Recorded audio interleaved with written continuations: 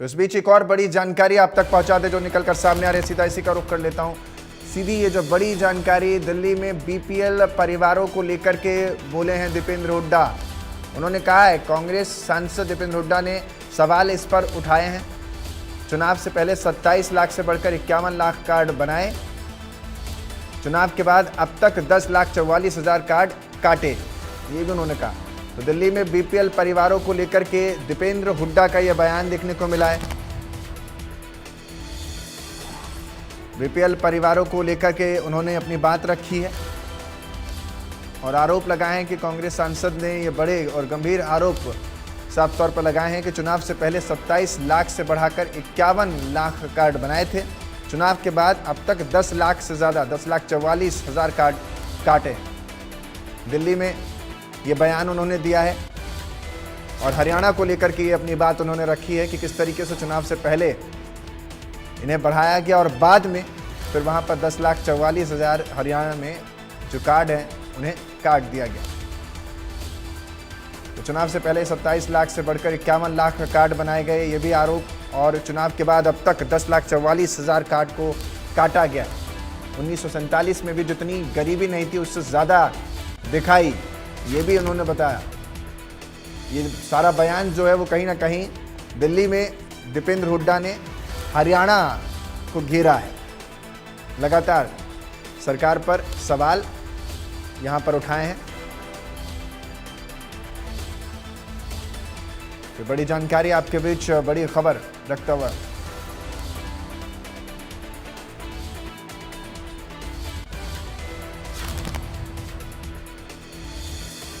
मेरे साथ ज्यादा जानकारी के साथ हरियाणा ब्यूरो चीफ दीपक शर्मा हमारे साथ जुड़ रहे हैं। दीपक, क्योंकि जिस तरीके से बयान जो सामने आया है अब वो कहीं ना कहीं और भी ज्यादा तलखियों को बटोरता नजर आएगा। जो वो दावे कर रहे हैं उस दावे के पीछे कोई आधार है भी या फिर सिर्फ हवाई दावे हैं? देखिए, कांग्रेस के सांसद दीपेंद्र हुड्डा ने ये बाकायदा प्रेस वार्ता करके ये बयान दिया। उनका कहना है कि ये जो वोट मामला है, वोट चोरी की जो ये आरोप लगातार लगा रहे हैं, उसको लेकर के ये तथ्य, ये आंकड़े रखे जा रहे हैं।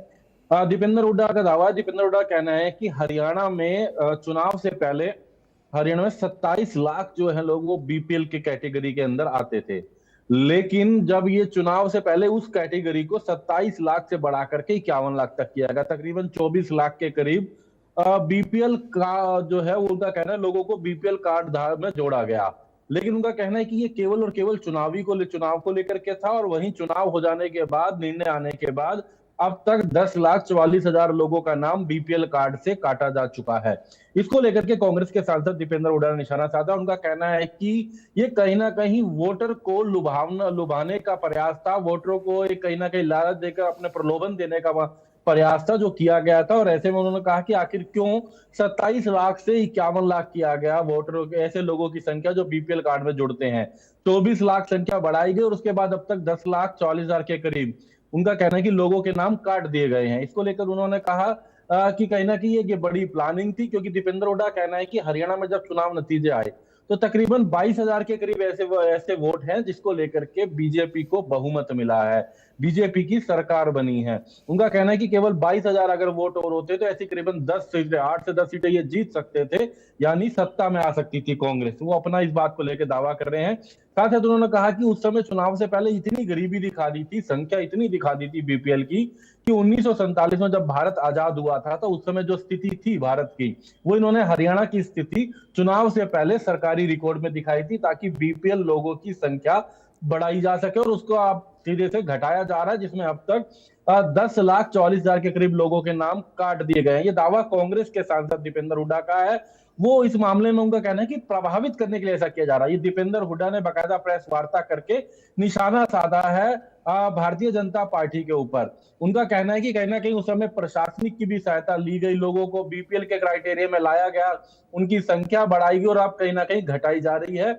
ये कहीं ना कहीं एक प्रलोभन है। इसको लेकर के कांग्रेस के सांसद दीपेंद्र हुड्डा ने प्रेस वार्ता करके बड़ा निशाना और एक बड़ा आरोप जो है वो लगाया है। जी दीपक, जिस तरीके से ये पूरा जो मैटर है उस पर वो प्रेस कॉन्फ्रेंस कर रहे हैं, हर मुद्दों पर बोल रहे हैं, लेकिन हरियाणा में सरकार ने एक बड़ी योजना की सौगात भी दे दी है।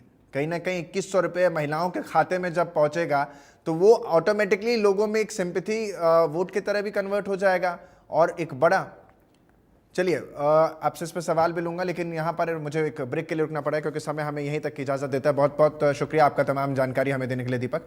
यहाँ